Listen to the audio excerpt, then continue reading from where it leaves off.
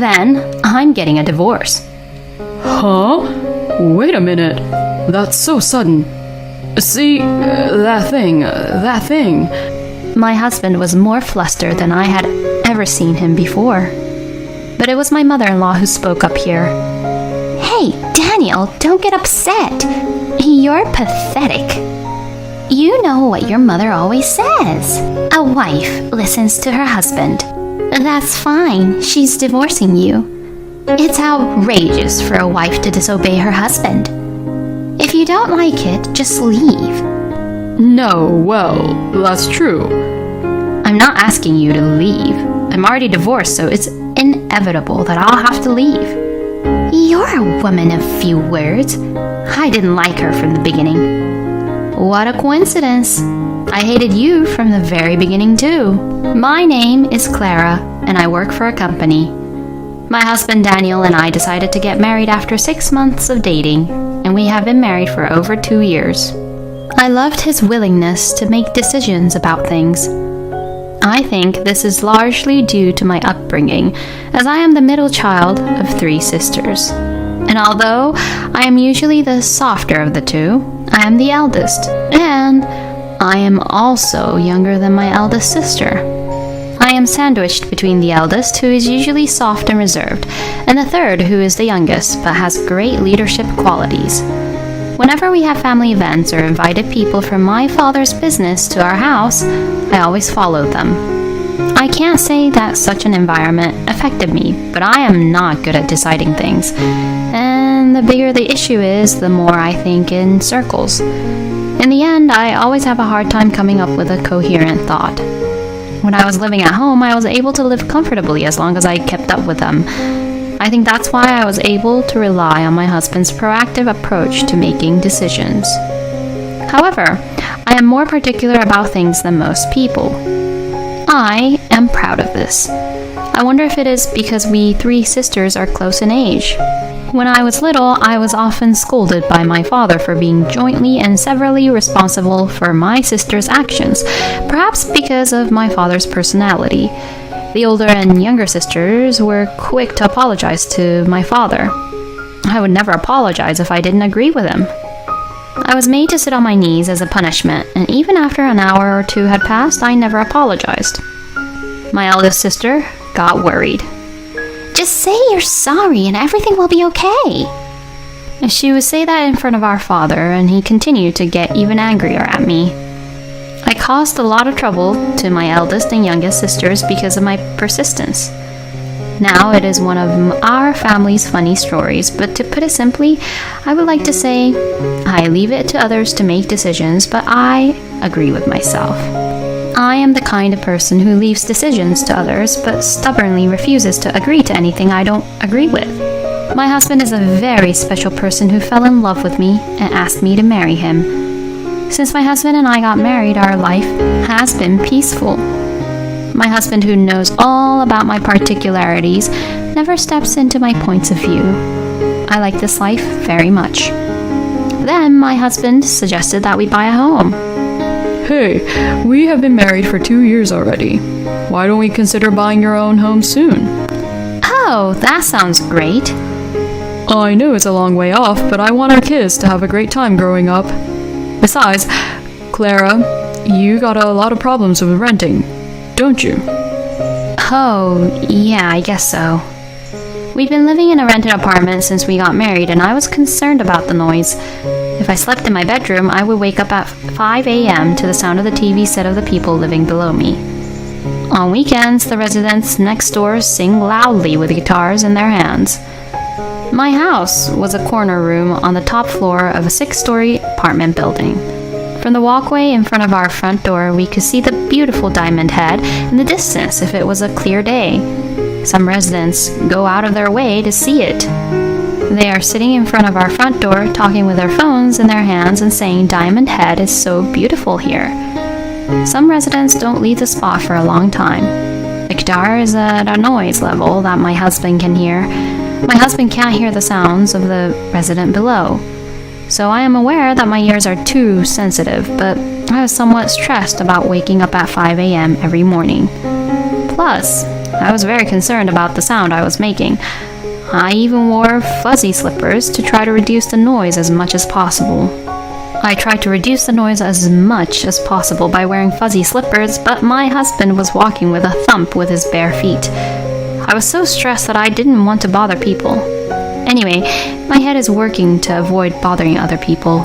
That's why I was so happy when my husband said, "Let's buy our own home." I was really happy that he took my personality into consideration, not to mention our children. My husband was determined to buy a custom-built home and was determined to start from the land. I agreed with him, and we spent our holidays looking for lands.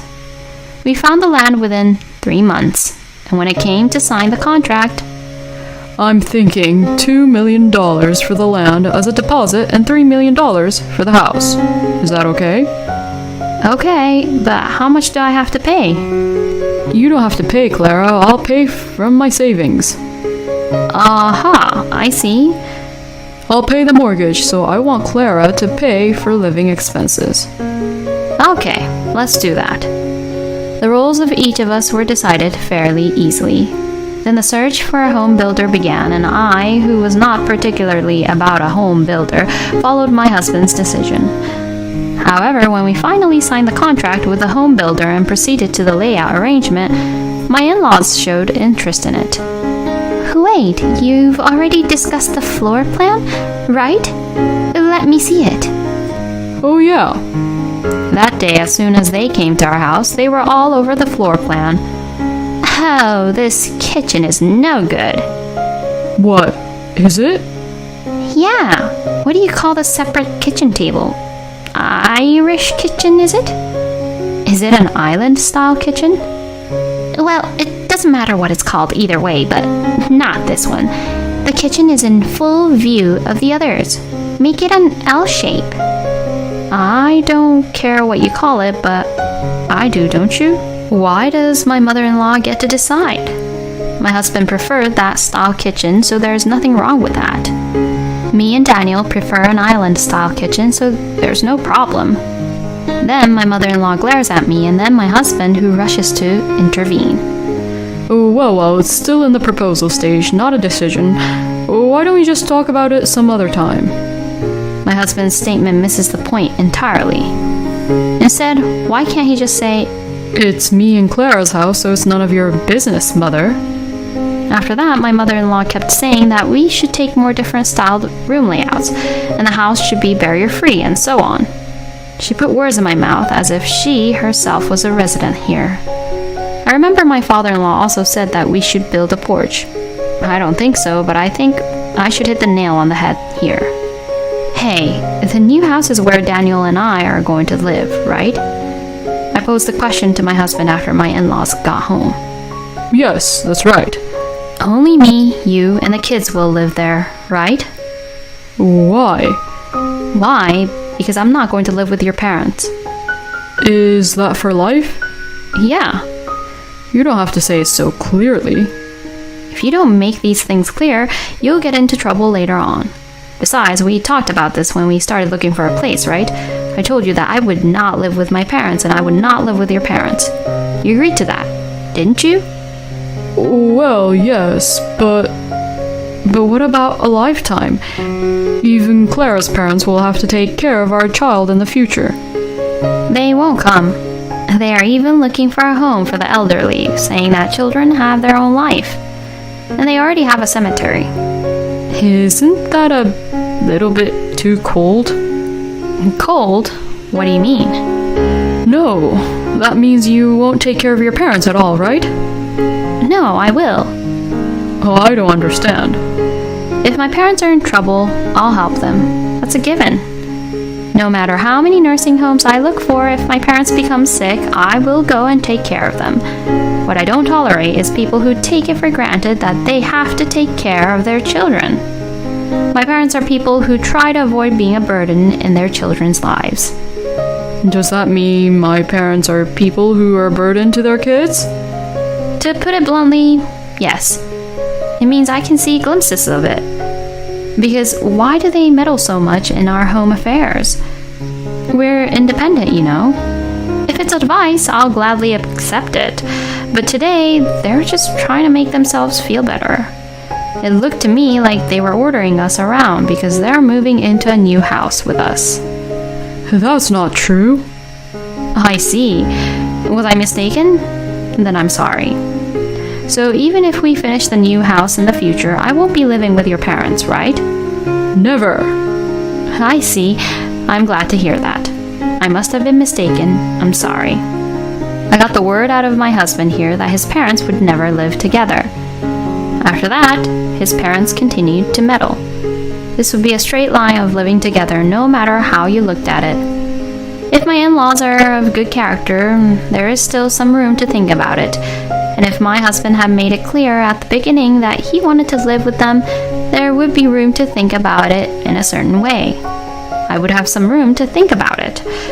However, I think my husband intends to force us to live together once the house is completed. And I don't like my mother-in-law.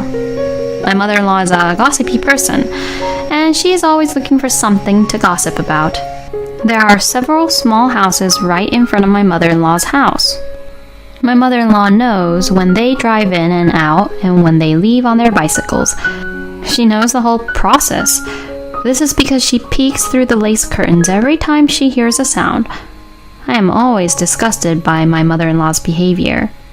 Well, if there is only one person like this in the neighborhood, I guess the security is protected to a certain extent. I hate my mother-in-law's behavior. I don't think she cares about other people. If someone is in trouble, you help them. That should be enough. And she only speaks ill of others, which I also dislike.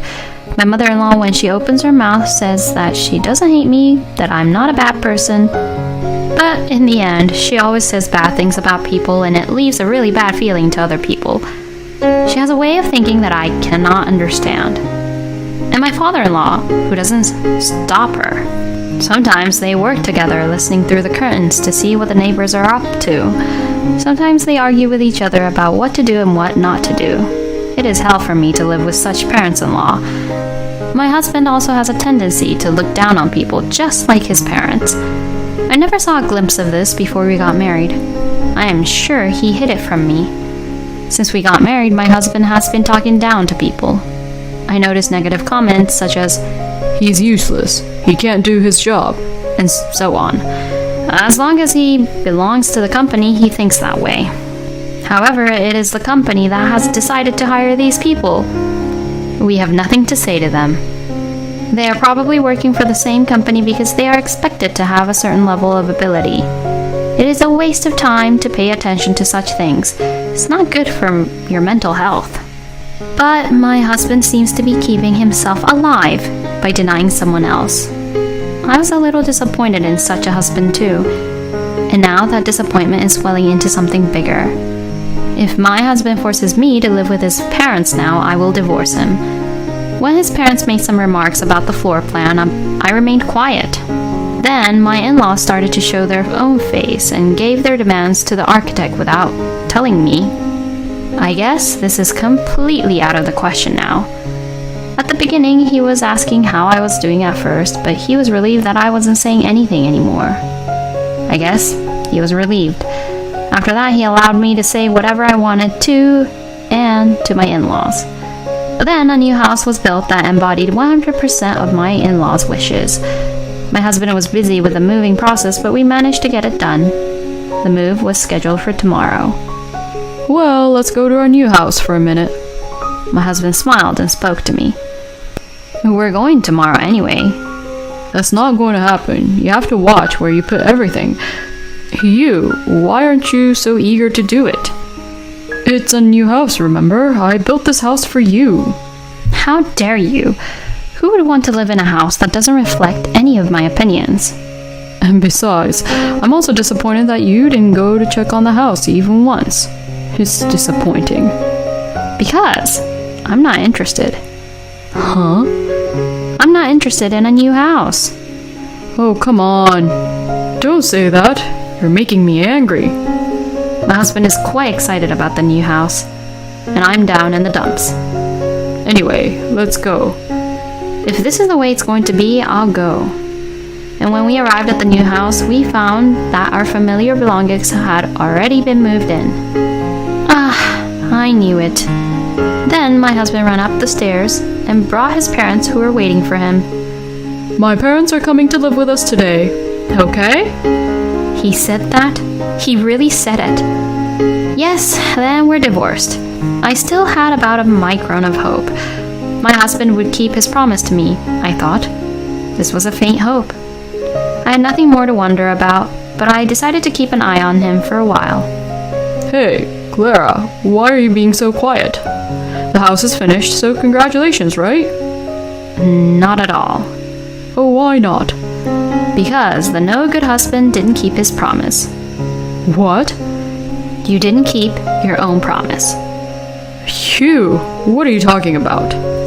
Hey, you idiot. Do you remember our promise? What are you talking about? Oh, you are aware that you are no good. I said I didn't want to live with your parents. And you told me that you wouldn't live with your parents either. Remember that? This place. This is the house I built with my money. So what? I decide who lives in that house. Oh, so? I'm the one who decided to move in with my parents. You'll have to follow that. So your promise to me was a lie? Yes, I did. Because if I didn't say so, the house wouldn't be built. Well, I don't understand what you mean by the house won't be built. So you lied to me when you said you would build a house for me? No, it's true, I like you.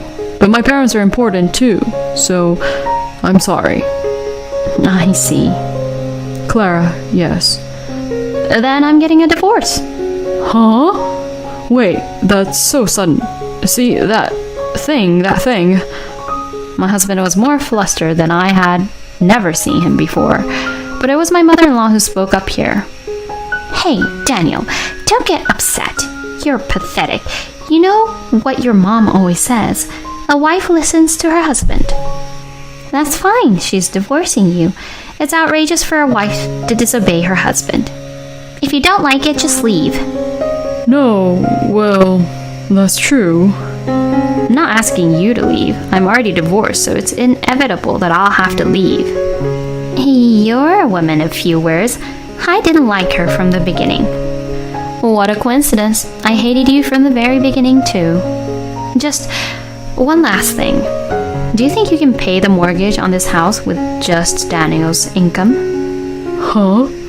I knew it. You're mistaken that Daniel's income is enough to make it work. This house is in Daniel's name and the loan is in his name. He's borrowing the full amount calculated from his income. If we pay the loan with his income, who is going to cover the living expenses? Daniel also seems to have forgotten. It was me who would make the living expenses. You guys are already living on pensions, right? Poor you. You could be living in a new house. But you're going to have to pay for 3 people's living expenses with your pension. I'm sorry to hear that. No, Daniel, what's going on? You said you weren't going to collect a single penny from us. That's, well... Well then, it's no longer any of my business, so I'll be going. I left the place gallantly. The next day's move was actually already arranged so that only my belongings would be sent to my parents' house. I didn't want to give up hope about my husband until the very end, but given the reality of the situation, I think this was the right decision. After that, my husband and in-laws must have understood the reality of life not standing still in front of them. They came close to me afterwards, but their idea was to live together. There was no way I would accept that. But that is not the important thing. It was that they neglected me in favor of their own ideals. Besides, my personality is such that what I decide is unwavering, no matter what anyone says. In the end, the divorce took 6 months, but we managed to finalize it. After that, the newly built property seemed to have been given away, and less than 2 years after its completion, it was listed as an auction property. It seems they couldn't pay the loan after all. It's only natural, isn't it? Because I was calculating the money with 2 horsepower. I work for a real estate company, so it is one of my daily routines to check auction properties every step of the way. It was a relief to see that house come up for sale. I feel like my divorce is finally settled. I am currently building my own home. I'm single and building my own home, which smells like I'm going to be single for the rest of my life, but I'm fine with that. I am very particular. I'm sure that marriage will not work out for me. I will continue to enjoy being single.